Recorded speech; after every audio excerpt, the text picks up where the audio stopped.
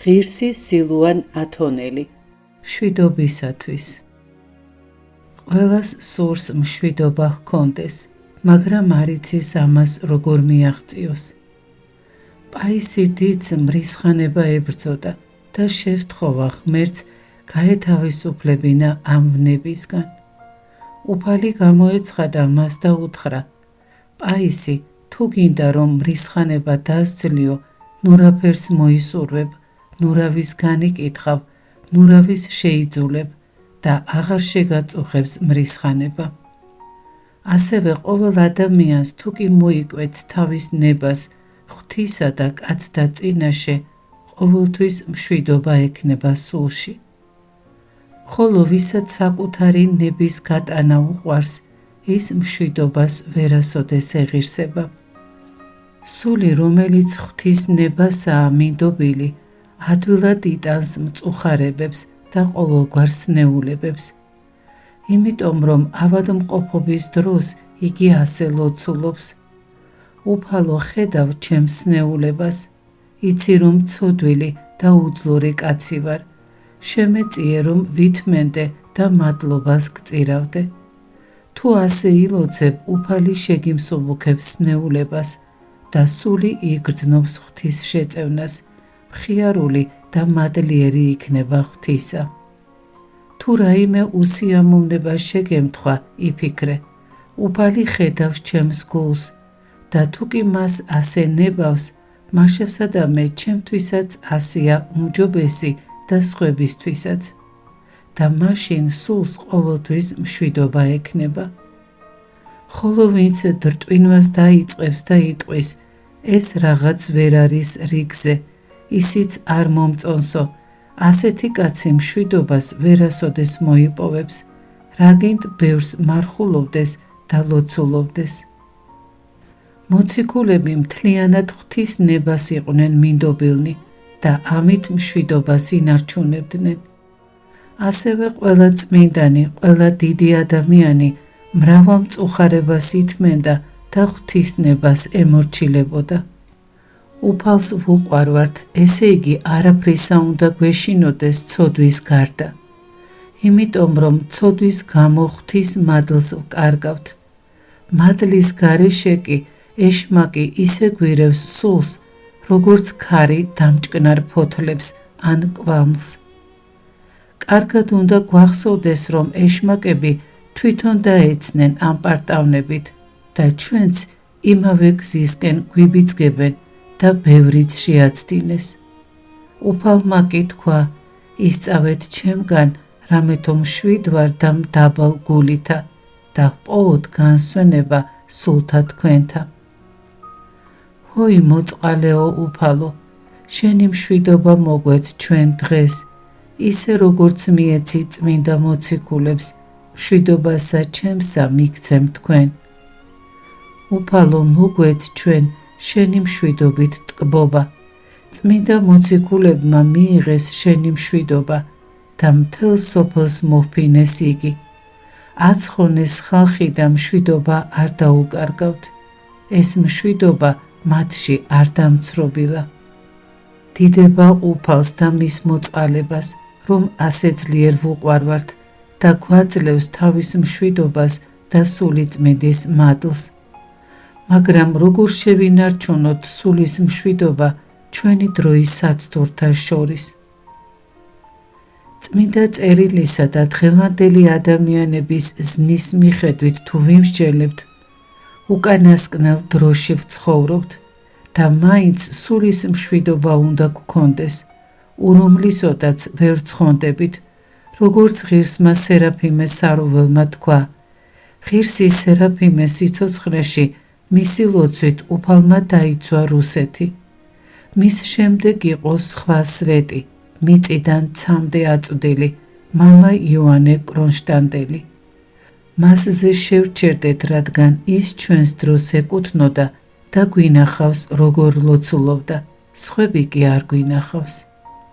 გვახსოვს, რომ ლიტურგიის შემდეგ, როცა მას ეკიპაჟი მიართვეს და ჩაჯდომას აპირებდა, ხალხი შემოეხვია და კურთხევას თხოვდა. ამ აურზაურში მისი სული მუდმივად ღმერთთან იყო. ხალხის ასეთ მასაში გონება არ ეფანტებოდა და სულის მშვიდობას არ კარგავდა. როგორ აღწევდა ამას? საკითხავი აი ეს არის. მამა იოანე ამას აღწევდა და გონება არ ეფანტებოდა იმიტომ, რომ უყვარდა ხალხი და განუწყვეტლივ ევედრებოდა უფალს მისთვის. უფალო, შენი მშვიდობა მიეც შენს ხალხს. უფალო, მიეც შენს მონებს სული შენი წმიდა, რათა გაათბოს მათი გულები შენი სიყვარულით და გაუძღვეს მათ ყოველი ჭეშმარიტებისა და სიკეთისკენ. უფალო, მინდა რომ შენი მშვიდობა იყოს შენს ხალხში, რომელიც შენ შეიყვარე და მიეცი ძე შენი მხოლოდ შობილი, რათა აწყოვნოს სოფელი. უფალო, მიეც მათ შენი მადლი, რათა ისინი მშვიდობასა და სიყვარულში იყვნენ, შეგიცნონ შენ და შეგიყვარონ და თქვან ისე, როგორც მოციქულებმა თაბორზე, უფალო, კეთილას ჩვენ და აქ აყოფა. ასე ლოცულობდა მუდამ ხალხისთვის იოანე კრონშტანტელი და სულის მშვიდობას ინარჩუნებდა. ჩვენ კი ვკარგავთ მას, რადგან არა გვაქვს ადამიანების სიყვარული. წმინდა მოციქულებს და ყველა წმინდანს კაცთა ცხონება სურდა და კაცთა შორის მყოფიც მხურვალედ ლოცულობდა მათთვის. სული წმინდა აძლევდა მათ ადამიანების სიყვარულის ძალას და ჩვენც თუ ძმა არ გვეყვარება, მშვიდობა ვერ გვექნება. დაეყველა დაფიქრდეს ამაზე. მადლობა უფალს, რომ არ მიგვატოვა ობლად, არამედ მოგვცა სული წმინდა. იგი ასწავლის სულს გამოუთქმელ სიყვარულს კაცთა მიმართ და ყველა შეცდომილი სიბრალულს. უფალმა შეიბრალა შეცდომელნი და თავისი მხოლოდ შობილი ძე მოუვლინა გამოსახსნელად. ასევე სული წმინდაც გვასწავლის გვებრალებოდეს შეცდომელნი, ჯოჯოხეთისკენ რომ მიიჩქარიან. ხოლო ვისაც სული წმინდა არ მოუხვეჭავს, იმას არც მტრებისთვის ლოცვა სურს. პაისი დიდი ლოცულობდა თავისი მოწაფისთვის, რომელმაც ქრისტე უარყო. ლოცვის დროს მას უფალი გამოეცხადა და ჰკითხა, ვისთვის ლოცულობ პაისი, მან ხომ მე უარმყო. მაგრამ ღირს მამას მაინც ეცოდებოდა მოწაფე და ლოცულობდა მისთვის. მაშინ უფალმა უთხრა, პაისი, შენ მე მომემსგავსე სიყვარულით. ასე ხდება სულის მშვიდობის მოხვეჭა, სხვა გზა ამისა არ არსებობს. თუ ვინმე ბევრს ლოცულობს და მარხულობს, მაგრამ მტრების სიყვარული არ გააჩნია, სულის მშვიდობა ვერ ექნება. ვერც მე შევძლებდი ამაზე ლაპარაკს სული წმინდას, რომ არ ესწავლებინა სიყვარული. ცოდვილ სულს ვნებებით შეპყრობილს არ შეუძლია ჰქონდეს მშვიდობა და უფლისმიერი სიხარული. თუნდაც ამას უფლის მთელ სიმდიდრეს ფლობდეს და მთელი სამყაროს მეფე იყოს. ვთქვათ, ასეთ მეფეს თავის თავადებთან ერთად მხიარულად რომ ილხენს ნადიმზე და მთელი თავისი დიდებით მორჭმით ზის ტახტზე, უცებ გამოუცხადონ, მეფეო, შენ ახლა მოკვდები. მაშინ სულს შფოთი შეიპყრობს, შიში და ძრწოლა დაეცემა და დაინახავს თავის უძლურებას. მაგრამ რამდენი ღატაკია მხოლოდ ღვთის სიყვარულით რომ არის მდიდარი. ვინც თუ ეტყვიან ახლა მოკვდებიო, მშვიდად უპასუხებს, იყავნ ნება შენი უფალო, დიდება უფალს, რომ გამიხსენა და სურს შემიყვანოს იქ, სადაც პირველი ავაზაკი შევიდა. არიან გლახაკები, რომლებსაც სიკვდილის არ ეშინიათ, არამედ მშვიდად ეგებებიან მას, მართალი სვიმეონის მსგავსად, რომელმაც იგალობა, აწ განუტევე მონა შენი მეუფეო, სიტყვისაებ შენი სამშვიდობით. თუ რა მშვიდობა იყო მართალი სვიმეონის სულში, მხოლოდ ისინი მიხვდებიან, ვისაც თვითონ აქვს სულში მშვიდობა ღვთისა. ან ყოველ შემთხვევაში გამოუცდია მაინც იგი. სწორედ ამას გულისხმობს უფალი, როცა თავის მოწაფეებს ეუბნება, მშვიდობასა ჩემსა მიგცემ თქვენ.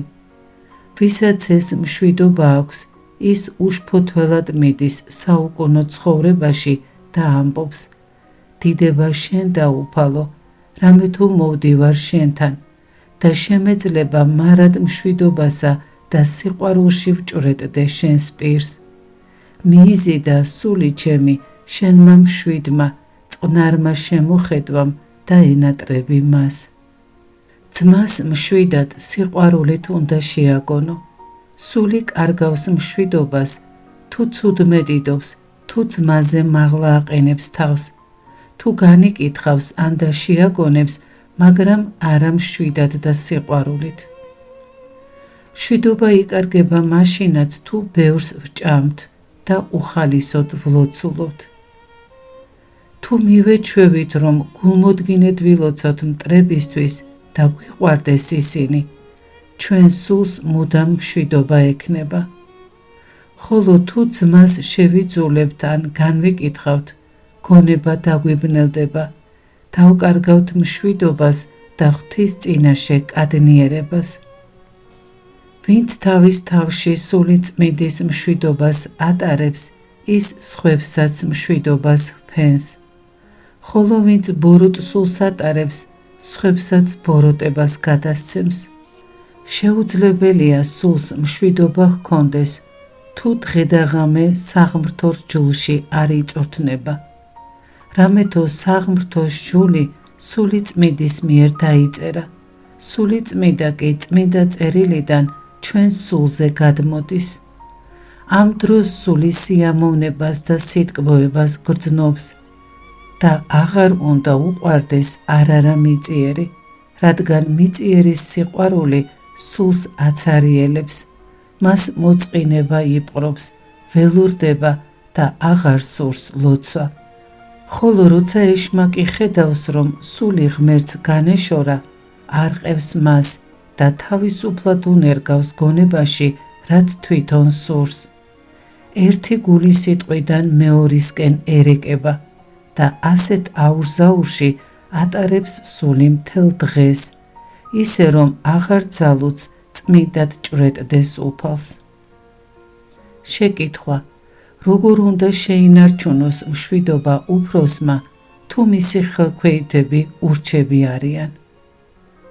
პასუხი: ძნელი და უსიამოვნოა უფროსისთვის, თუ ადამიანები არ ემორჩილებიან, მაგრამ იმისთვის, რომ მშვიდობა შეინარჩუნოს, მას უნდა ახსოვდეს, რომ მართალია ურჩები არიან, მაგრამ უფალს მაინც უყვარს ისინი და მოკვდა მათი ცხონებისთვის. ამიტომ გულმოდგინედ უნდა ილოცოს მათთვის და მაშინ უფალი მისცემს ლოცვას მლოცველს. შენ კი გამოცდილებით შეიტყობ, რა კადნიერება და სიყვარული აქვს მლოცველის გონებას ღვთის წინაშე. და თუმცა შენ ცოდვილი კაცი ხარ, მაგრამ უფალი მოგცემს ლოცვის ნაყოფს. თუ მიეჩვევი ასე ილოცო ხელქვეითებისთვის, შენ სულში დიდი მშვიდობა და სიყვარული დაისადგურებს.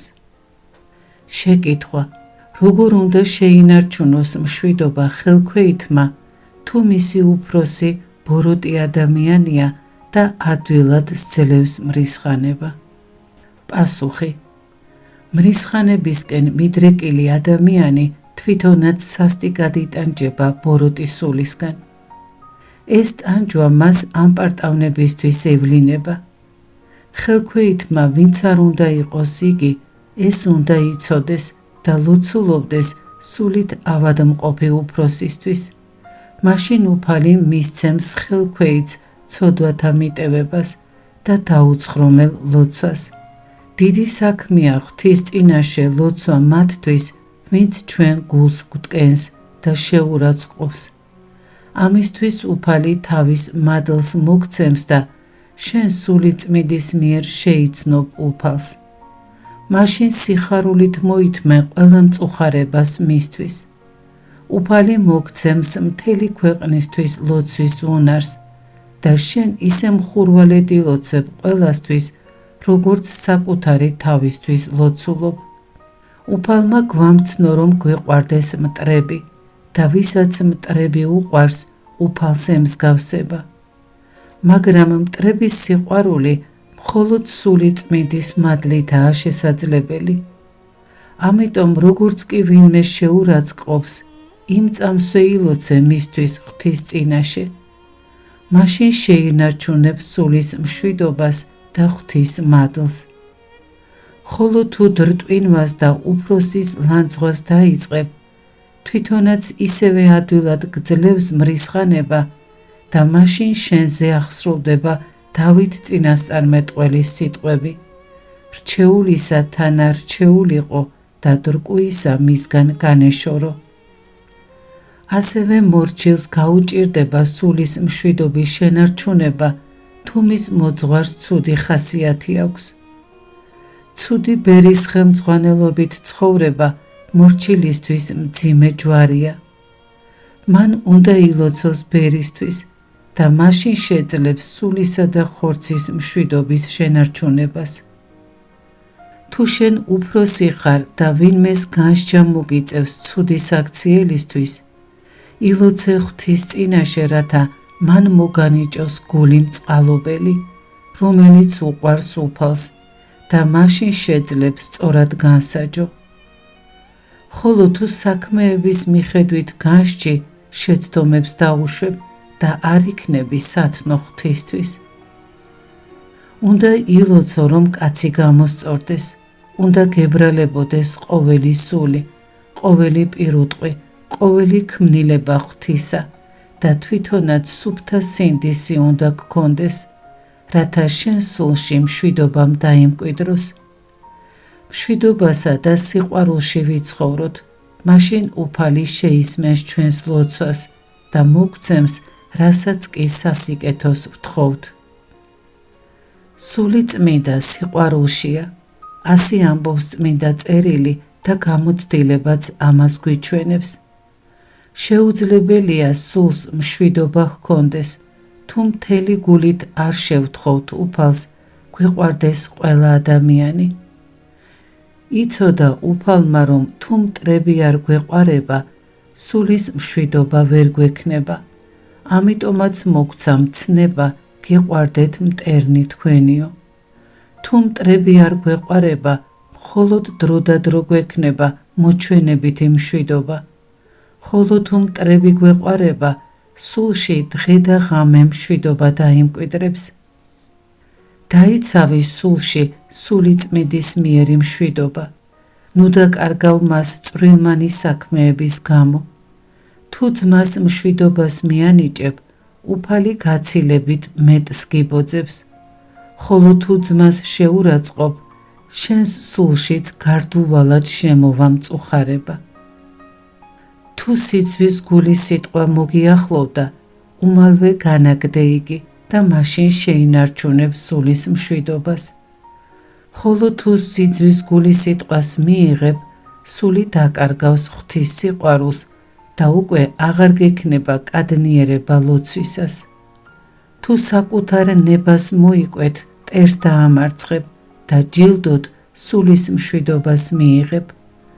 ხოლო თუ საკუთარ ნებას გაიტან, ეშმაკი გძლევს და შენ სულს მოწყინება დატანჯავს.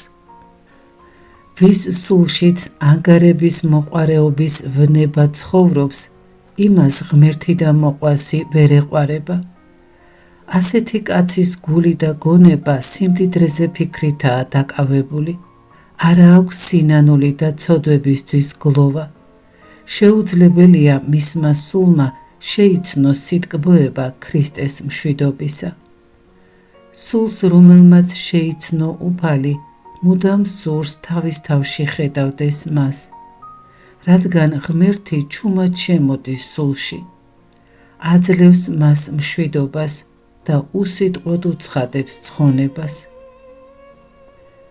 მეფეებმა და მმართველებმა რომ იცოდნენ ღვთის სიყვარული, არასოდეს იომებდნენ. ომები ცოდვებისთვის გვევლინება და არა სიყვარულისთვის. უფალმა სიყვარულით შეგვქმნა და გვამცნო, სიყვარულში ვიცხოვროთ და ვადიდებდეთ მას. უფროსები რომ იცავდნენ უფლის მცნებებს, ხალხი და ხელქვეითები რომ სიმდაბლით ემორჩილებოდნენ უფროსებს, დედამიწაზე დიდი მშვიდობა და მხიარულება დაისადგურებდა. მაგრამ ამ პარტავანთა მთავრობის მოყვარებისა და ურჩობის გამო მთელი სამყარო იტანჯება. გევედრები მოწყალეო უფალო, მიეც ყოველ ერს ადამიდან ვიდრე სოფლის აღსასრულამდე ცნობა შენი, ცნობა იმისა, რომ შენ ხარ მოწყალე და სახიერი, რათა ყოველი ერი დატკბეს შენი მშვიდობით და ჭვრეტდეს ნათელსა პირისა შენისასა. მიიზიდა ჩემი სული შენმა მშვიდმა და წყნარმა შემოხედვამ.